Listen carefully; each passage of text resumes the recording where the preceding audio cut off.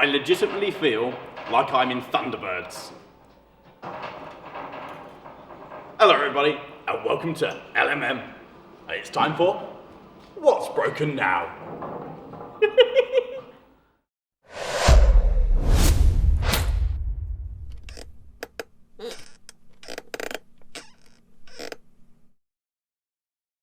So it's now time to return to business as usual in the shed. So starting off with the most obvious thing. The ramp, or the lift, whatever you want to call it. The magic car elevation device. It has been installed and it works. And so the obvious thing to do was to put a car on it and see what happens then. So we're going to attempt now to put the car on the wheel-free bars. So theoretically they're all locked in. So Martin, throw the switch! Throw the switch. Gently please. Have you locked that? Yeah, not really. Oh god, it's not on the... It's flying! On one side. Both sides. It does not look level. I don't think it is.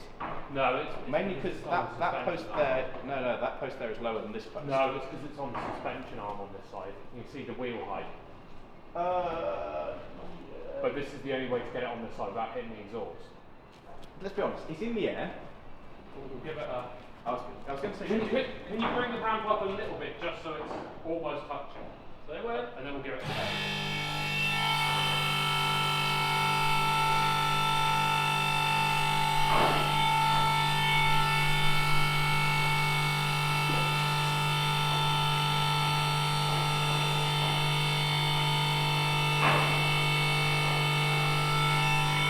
When? Right, wiggle test. Oh, that's actually quite good. You sound surprised. We did this! That's why we're surprised. That's why we're being careful. Right, okay, back down. This is the first time the ramp's actually in use. Still think we should have put something that was worthless on this first, but ayo. Celica. I'm trying to sell this lot. Don't tell the people the internet that.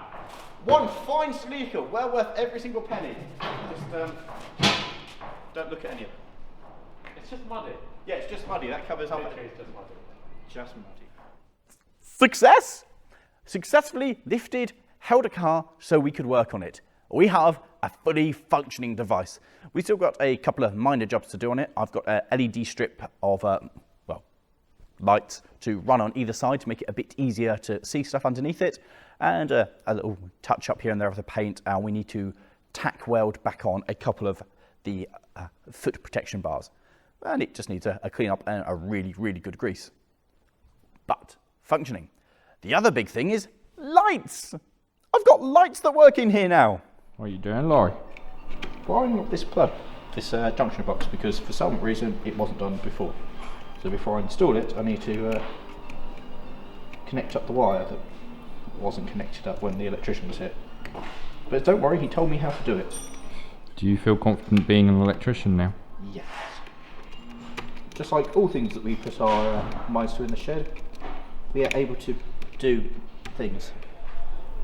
So what you're about to see now is a great example of health and safety done correctly, by which we've looked at the risks and gone, yes, this is stupid. And that's the main thing, is identifying the risks.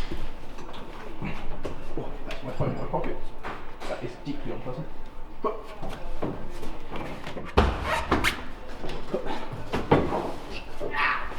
Yeah. That was so graceful.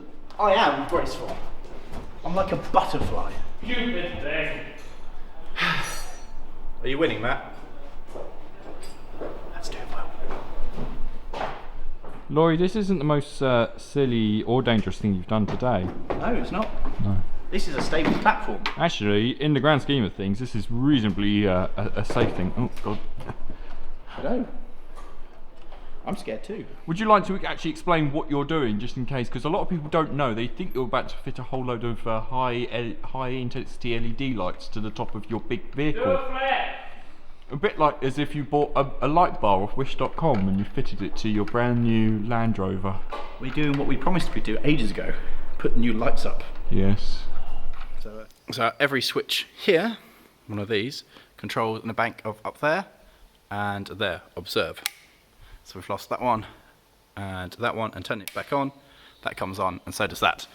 So we can control each of these pillars, and it's all absolutely wonderful. All right, around here, where the tractors currently live. Look at that! There's light. We can actually see what we're going to be doing. It's going to make life so much better. All three of the central pillars across there are now fitted with the LED lights, and it is amazing. The amount of light in here now with them all turned on is fantastic. Even the big red thing that normally gets in the way of any lighting, well, it doesn't really have anywhere near such a big effect anymore. We have made a monumental difference. And that's not all the lights. We've only got 3/4 of them up. We've still got the lighting rig to put up over this side, over the workbench area where there is currently no workbench. Now, some of you may be querying, what's that hidden under the green sheet behind me? All will be revealed in due time. Hopefully, if all goes well, within a month of watching this video, you should know what that is.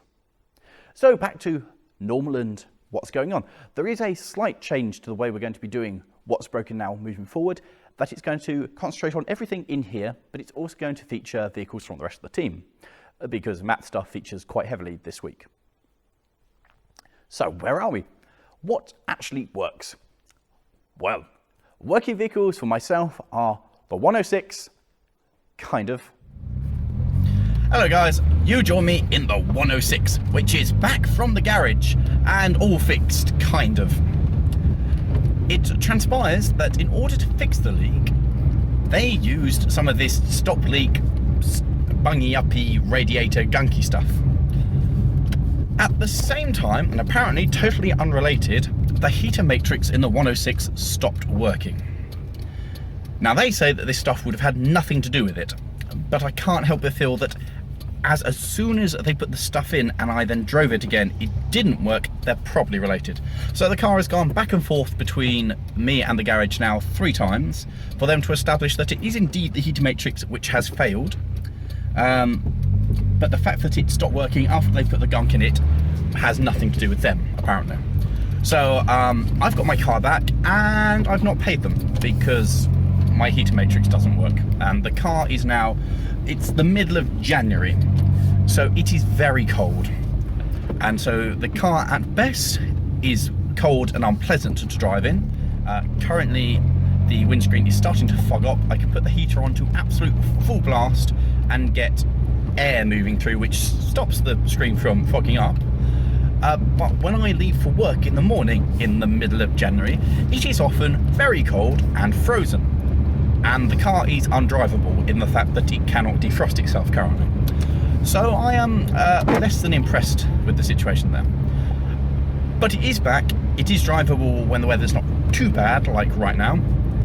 And I am reminded how much I love driving this car around. I truly love the 106. With everything else I've driven and everything else I have at my disposal, this is still just such a happy little car. With the exception of that crunchiness going on there.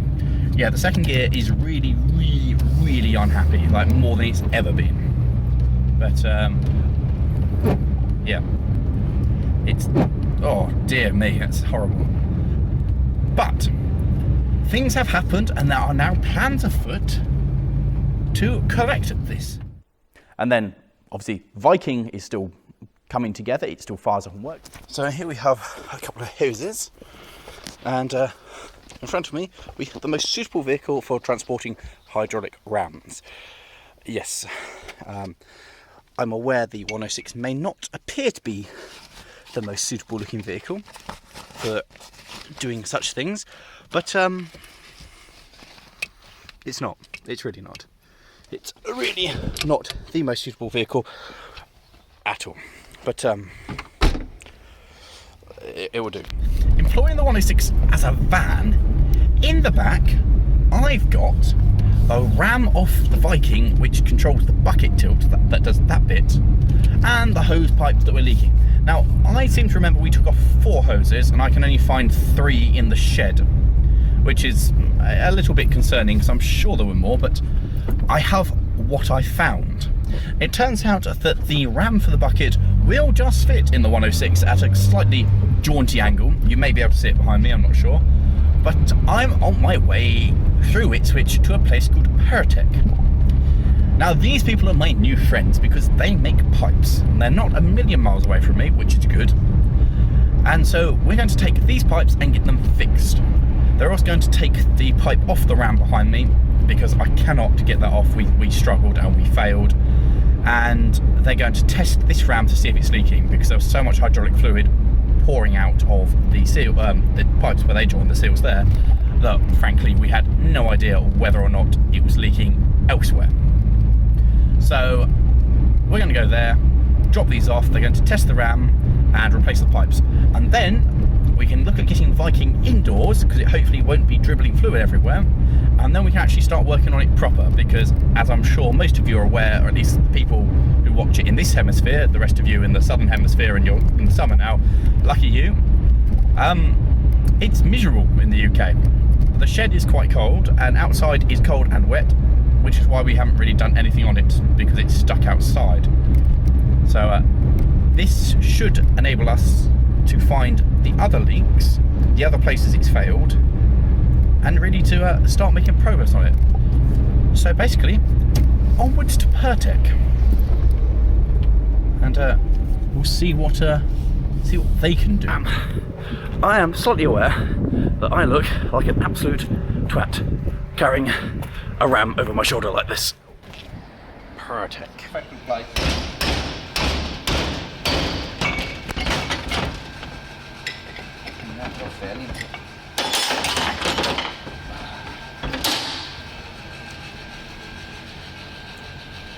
Well, I feel like an idiot now because you did that so easy. As you saw in that little sequence, the hydraulics have gone off to be repaired. And that's going to be awesome because when they come back, we can put them back on and hopefully bring the thing in here so we can work on the rest of it rather than being stuck outside in the cold and wet. But Viking pretty much coming together. I think we've almost got all the bits I need. And the next big thing, obviously, yeah, bring it indoors, give it a service. And the other thing I did for it was I went and applied for the V5, which meant wandering down to the post office. And so hopefully that will come through. I had a letter come through the other day saying that it's been processed and it's okay. The V5 just hasn't turned up yet. But it does mean that that will soon be able to go onto the road once it's fixed. But that will go into the list of working vehicles because although the hydraulics aren't attached, it still kind of works. Humpty, well, that's been out and about. We've used it again as the motorised wheelbarrow, and Geffers has had a go on it.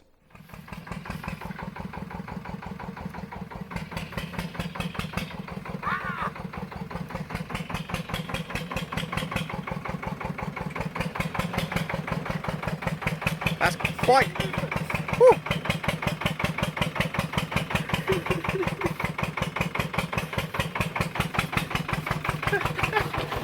You are quite...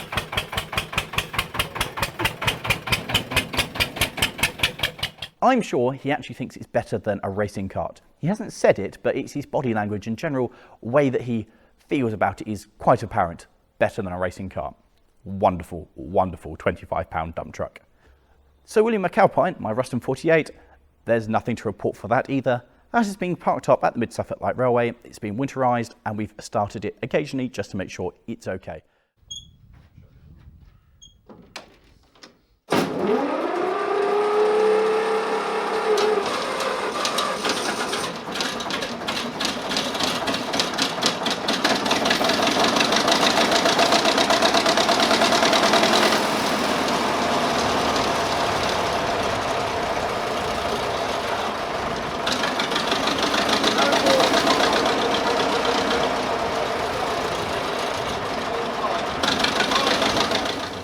So there's nothing to report for the Ruston 48, it's just parked up, waiting for winter to be over. And then finally, the Lemons scrappage car, Nixie, the 100NX. That has been my daily car recently. In fact, it's been my daily since I finished Lemons, and I absolutely adore it. It's been my main way of getting to the shed for every previous episode of What's Broken Now since we shot that in late September. And it's fine. The only thing I've done to it since Lemons is it's had a new set of front tyres and it had its long overdue service a couple of months ago. And it's fine. It is a wonderful car and I absolutely adore it. So that's everything of mine that works. So moving on to things that we've been working on. Well, I had a little adventure. I had to go borrow the van and the trailer. It is a glorious morning as I transverse my way across Suffolk in the van that's borrowed from work again. And it was borrowed this time under the pretense of I need to move something, can I borrow it? There was a sigh and the boss nodded his head. I am yet unsure whether or not the boss actually watches the YouTube and has any idea what I do with the van. I'm also not sure if he knew that I was borrowing the trailer that sat behind me, as I kind of reversed up, well, as you saw in the guys of you who watch our stories, the story that was last week, the week before last, was me hitching up the trailer, having put a new plug on it because the trailer was defective. So effectively what I'm doing is giving it a road test to make sure it's fixed. And so I hear the immediate question that all of you are asking of, what have I bought now? Nothing, my dear viewers. This is not a vehicle that belongs to me that I'm on my way to collect. So I'm sure that all of you immediately go, what's Matt bought? Because he'll be the next most obvious person to have bought a vehicle. And you know what? He's not bought anything either. No, the vehicle that I'm on my way to collect does indeed not belong to me, but you have seen it before on the channel. In fact, if you watch all of our videos, you'll have seen it relatively recently. The vehicle that I have, even though you will have correctly identified, does belong to Matt. And this particular vehicle, despite appearing on the channel quite recently, has not actually been working for, several months now, quite some time. I think it last ran in the autumn of 2019. And the reason that it hasn't continued to work, and that Matt hasn't been working on this vehicle, is because he's been too busy sorting out my stuff in the shed. So, before we go any further, we need to get Matt. And so, now we've arrived, and you can see the vehicle that we've come to collect.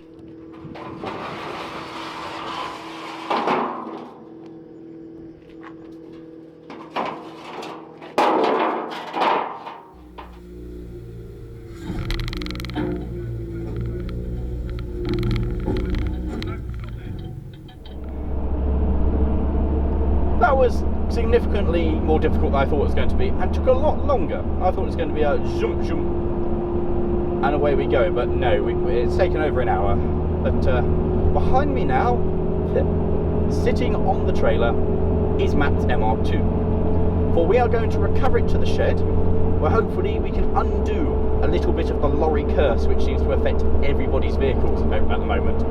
So yeah, we're going to take it back to the shed and, well, do some work on and hopefully put it back on the road. Because I agree with Matt, it's been off the road for far too long. So we brought Matt's MR2 back here because he's up here all the time rather than working on his own vehicles, so at least he can work on the car, which is presently parked up behind the camera because it was on the ramp. And he's been making steady progress with that and finding more things that are wrong with that. If you cast your mind back to a previous episode of What's Broken Now, you might remember seeing my MR2 have some brake issues before.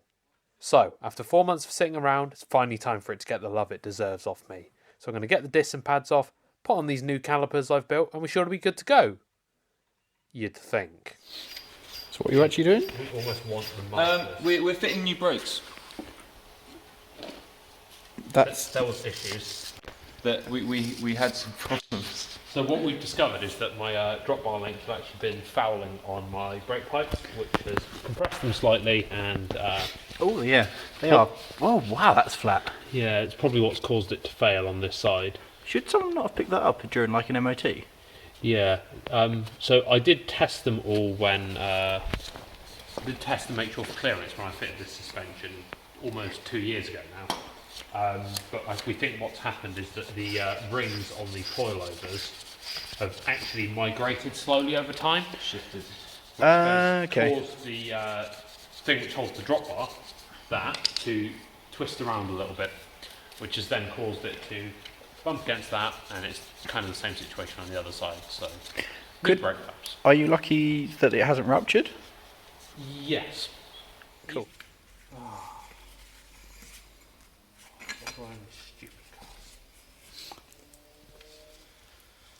Is this a little bit harder than you thought it was going to be? No, I knew there was going to be complications. I I wasn't hoping to have to replace the brake pipes.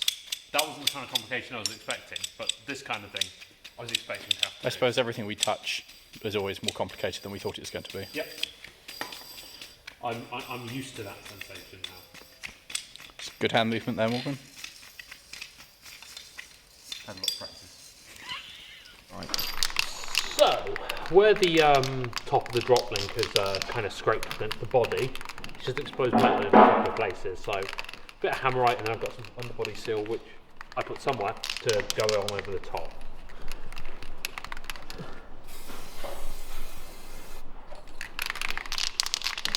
Are you spraying rude words?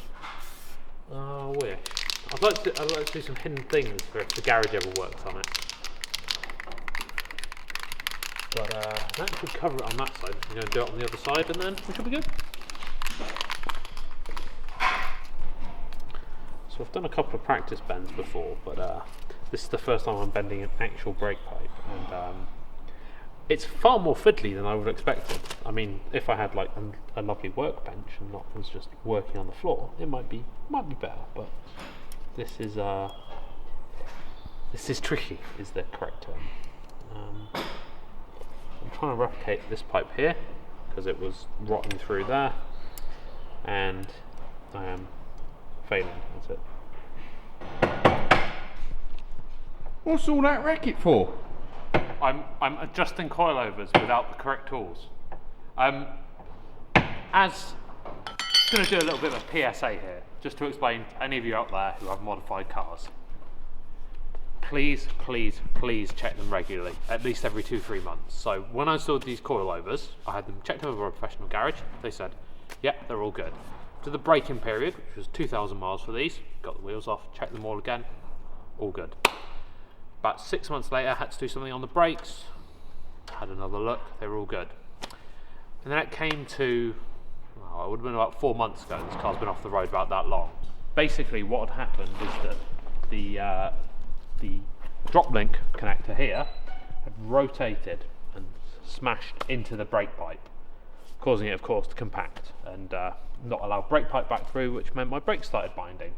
Initially I thought it was the slide pins because I'd done them before and they weren't great when I put them back in. So effectively I had a flat brake pipe, it was hammered flat, and it was, well, it could have very easily ruptured and left me without brakes. So please, if you do modify your car, and even if you don't, to be honest, just keep an eye on these things because you never know what can go wrong with them. But in other good news, so what I've got here is the old brake pipe, and there's a little bit cut off the end where I had to get the fitting off because that's got to go on the new brake pipe I've made. So as you can see, it is fairly close, not exactly on, to what the old one is. And if you try it in here, this bit still needs to be bent up at this side. That should go through there. Oh, when you're doing this, always keep a little defender on the end of it. Pop that through there. It slots down like that. And if everything's going to plan, that then lines up back with that hole. There. Which means I made something. And Hooray. it works. Kind of. Yeah, this needs to get put on, and then once that's done, I've got brand new calipers to go on it, and the car should be good to go. But as of the time of filming this, the car is coming back together again, and hopefully by the time you see the next What's Broken Now, the MR2 will be back on the road. He's also been working on his Celica. So why is my car on the ramp and not one of Lawrie's very many projects? Well, it turns out, after having one of the front wheel bearings done, that has coincided with one of the front drive shafts failing. Or more specifically, the inner CV joint on the driver's side. It's just started to make the most horrible howling noise known to man, and it's not really sellable in that condition, let alone drivable. So we need to disconnect the hub here from the actual McPherson strut to be able to get the shaft out. And these bolts have seen better days, so just give them a good clean and then hit one with WD-40 and hopefully the impact actually remove them. I mean, I doubt it, but you know, wishful thinking and all that. Is it scary that this is rustier than my MR2 down here? Yeah, a little bit. And it was a pain on my MR2.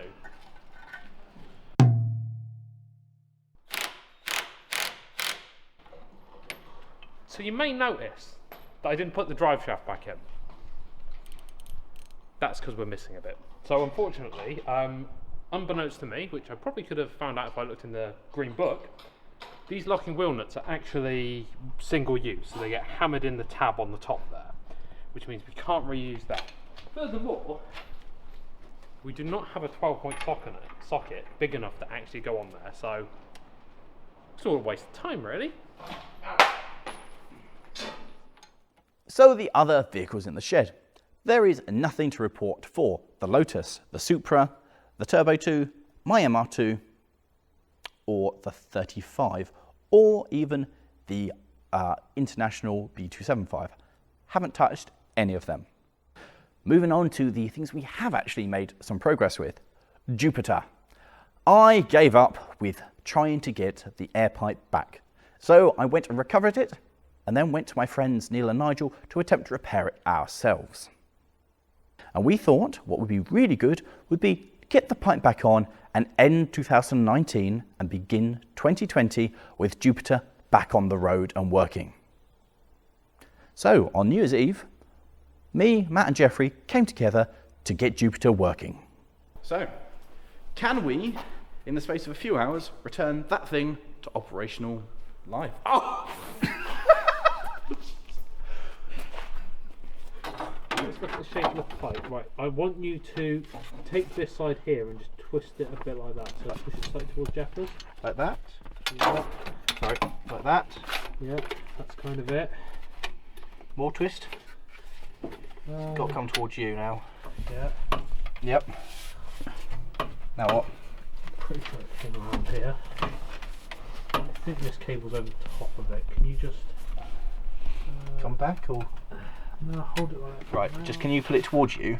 No, it's Can I push it in towards no, because it's currently caught on the bottom of the oil filter. Okay, well we need to get it fuel filter. Fuel filter. Oh, hold on. Oh, nice. That might have done it. Yep. Push that. Yes, that's good. Okay, right, now it needs to be pushed. I need to lift up here and then it needs to be pushed towards the back of the truck very slightly. Let's pull it back. Back this way. Yeah, that's it. Stop there. Yep. Let's see if we can twist up. Like that. Try and work out a way to get it over. Because is that the shifter there? That's PTO. PTO. I can push it, that's about as far back as it'll go. Yeah, push it as far back as it will go. That is as far back as it'll go. Are you sure it goes under that and not over it? Definitely under. It's got to come all the way down here. So, okay, well we can twist it, can't we?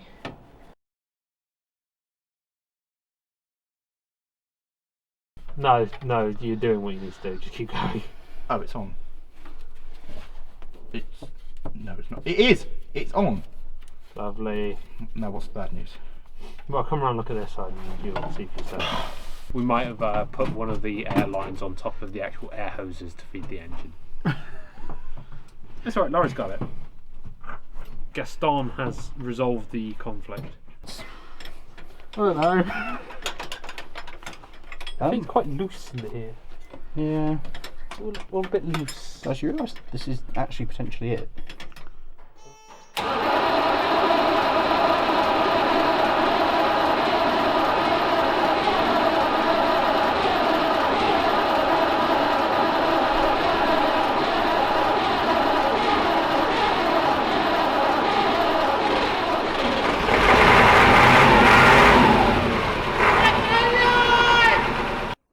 And it still doesn't work. I don't know why, but it still doesn't work. I can only get one air tank to partly charge. And I'm at a loss. I don't know if it's my four-way valve, but I'm starting to lean towards the compressor is packed up, which is annoying because that's the one we stole off Redruth. But that's the state of Jupiter for now. We've tried to fix it. It's still unhappy. I'm pretty upset, to be honest. Which leads us on to Redruth, where we have had quite some progress. This is my friend Martin. Martin can weld, and Martin has made the terrible mistake of telling me that he can do this, so I've introduced him to Redruth. Yay!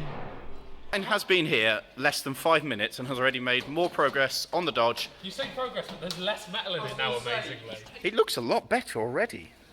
It does, doesn't it? Having a straight cut out of it looks better than an epoxy hole in it. Do you reckon we should grind back there and like get some Rust-Oleum on it? Cut a piece. Matt, why do you look so happy about this? You look so What? Why do you look unhappy? It's progressing. This is the furthest it's been in a very long time. And it involves destruction, which is a generally good thing. We do like just assembling things. It is what we are very good at doing. We should become vehicle dismantlers. Stuff this YouTube like, we'll just dismantle vehicles because we're very good at doing that. If only you were able to assemble them as well. What are you doing? What are you doing? I'm hitting it. Why are you hitting it? I don't know really. I don't know. It's probably getting this thing off, isn't it? Oh dear. Don't worry, it'll be fine. Is this how you normally take things off? Yes. Yes, don't want to worry about that. You want to look at that distraction over there.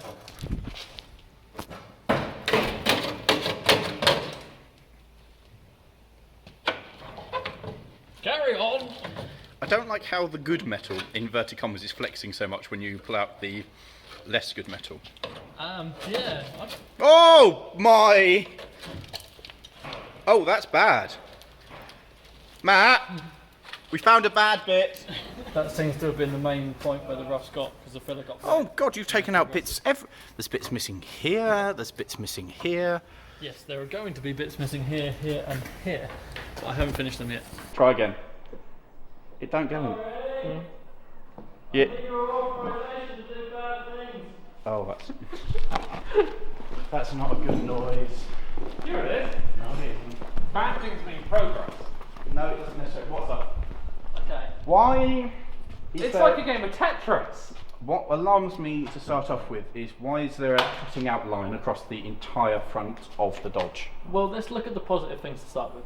So you see these sections that are cut out here? Yeah. They haven't got any rust in them, apart from the stuff behind them, which has a lot of rust in them. So it's double skin. Yes. Oh, I put my finger through it. Yes. Oh. Now my worry is there's a lot of rust behind there, and it's all being Yes. covered up by this skin-like out face. Yes. So much like when you're cutting into a patient to do surgery on them to get to the I do not like this energy. You have to remove the skin. You have to remove the outside part. You should not look so gleeful at this. You look This is progress. That is not. A gleeful look is not the right look for this. So as you correctly pointed out, this is a cutting line. What I want your permission to do is cut the entire face of this. What about this bit attempt as to well? cut Can we cut this bit as well? That will probably happen. But let's start And with this bit up here? Yeah, maybe. But let's start with this section here. I can then get underneath it, see how bad it is. Can you weld this back together again afterwards? Probably. You're going on holiday for a while though, aren't you? Yeah, I'm going to Florida. It's going to be grand. What I want to point out is that this truck actually looked quite good once we got a coat of paint on it. It didn't look that bad, and you thought, oh, it's actually a viable project. Oh God! Once you've removed this, it's now going to look horrible again. It's gone there. This is all. This was. You made a lot more. Oh God. Oh, that I tried to throw it at you and it fell apart in my fingers. Well, that's the behind of it. Oh, is this meant to be? Is that structural? I mean, that seems to be fairly important. I'd say that. Oh, that was the body, and that's the wrong side of the body. Yeah. Yeah. Okay, cut it out. I don't. Reminds me of certain AE86 at the moment. I don't. There isn't. What else can we do? It's got to come out, hasn't it? Yes. When I said I need your authorization, what I really mean is I'm doing it. look at this, I'm about to cut it out. You know what would have been better? Would have been to do it. All this stuff out. Would have been to do it, and then to have just called me over and be like, Lawrie, and I'll be like, where's the front gone? Yeah, I could have done that, but this way I get to see your anguish on that face of yours. I can see pain there. That's a lot of, yeah, okay. That's a lot worse than I thought it was. I thought it was going to be a patch-up job, not a rip the cab to bits job. No. It gets worse progressively the further down and in you go. I didn't even realise it was this badly double skinned. I didn't, I know. But the thing is though, that there, that's the basically, this framework is the dash. Like, Yeah. just through there is the dash. This is the inside of the rotten heater box. which is totally rotten, so it's got to come out anyway. This is all paper thin. It's actually, it's not too insubstantial, thickness-wise. Yeah, cut it out. Good word. Well, it's a Malleable is a good word, it's perfect just not a word. good word for that.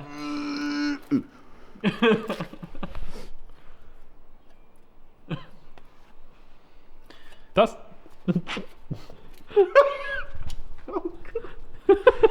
You might be able to use it as a fan until it breaks. Like that. This is causing me so much pain. In fairness, when you originally put me up here to look at this, I did laugh and say that's going to cost you a lot of money in metal because you're going to have to replace the entire thing. Now we're replacing the entire thing. Dear people on YouTube, I admit this was a terrible, terrible mistake. much like the rest of them. Pardon? You keep saying this. Yes. About everything.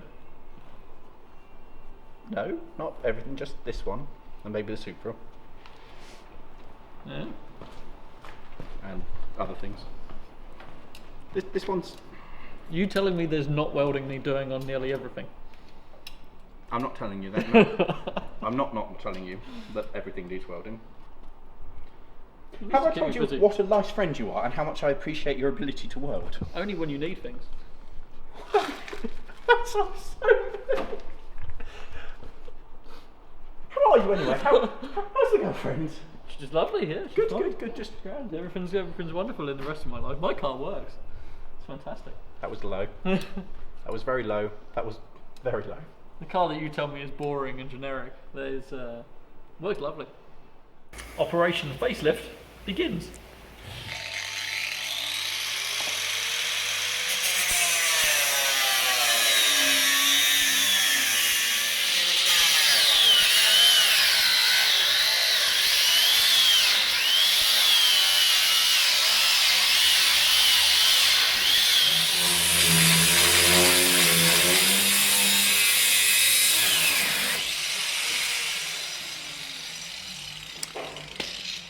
Well, it didn't fall off. Well, now we have to find out where it's still attached.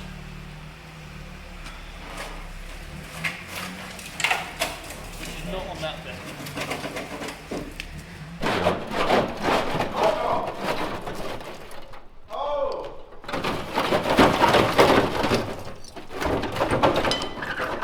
Oh dear. Did not realise that was all one piece.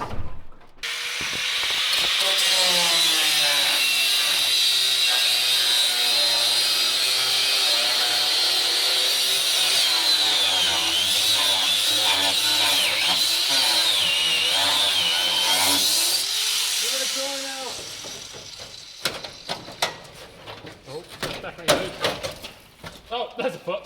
Hello. I should not... Oh my god, have you seen... This is all really thin stuff. I think this is paint which is flaked off on the inside. Oh, it was only attached here actually, if you look. That was like the only place that bracket was. There was like Yes. a bracket holding it on. Good news is, that's all... That... Yeah. It needs... It's not that... This isn't that bad. I keep telling you, the Like, cabs... come and look at it from this side, it's easier to see. Yeah. The cabs... This beam is actually solid. So that brings this episode of What's Broken Now to a close, marking the first episode of this brand new year where we're actually doing something in the shed. I have started this year for the first time in, like 3, maybe 4 years, actually having, well, more than a car on the road. I've got 2 working cars on the road, although the 106 can't really be driven in cold days, so 1.5 cars on the road with a selection of other vehicles working. This is the most positive it has been in years. We even now have a plan for things moving forward, which are the daily cars. They come first and we'll be concentrating on keeping them okay, and then we have a list of the projects we're actually going to attempt to get done first, so maybe something will finally drive out of the shed and will break the lorry curse. But that's it guys, we really hope you've enjoyed watching. Please, if you haven't already, like, subscribe, help the channel to grow even more and become, well, even bigger. And share this video with your friends. See some idiots trying to achieve something and basically failing in everything that they do. And leave us a comment, let us know which thing you want us to see repair, what you want to see done, and what you've enjoyed, well, just generally. And if any of you know any idea why that thing over there, the big red thing, isn't making air on tank 2 or tank 1, let me know. It makes air to go to the emergency brake to take the handbrake off, and tank 2 charges 50% of the way, and then nothing happens, and tank 1 doesn't register, and just nothing at all. I've got no idea. I've run out of ideas, so anyone's got any ideas, really, really would be lovely. So thanks, guys. Thanks for watching, and we'll see you next time. Up, up, and away! And if you enjoy this, guys, the last What's Broken Now will be somewhere here, when we actually do something, and the overview of the year, that'll be somewhere down there. Thanks, guys. We'll see you later. It's a bit slow.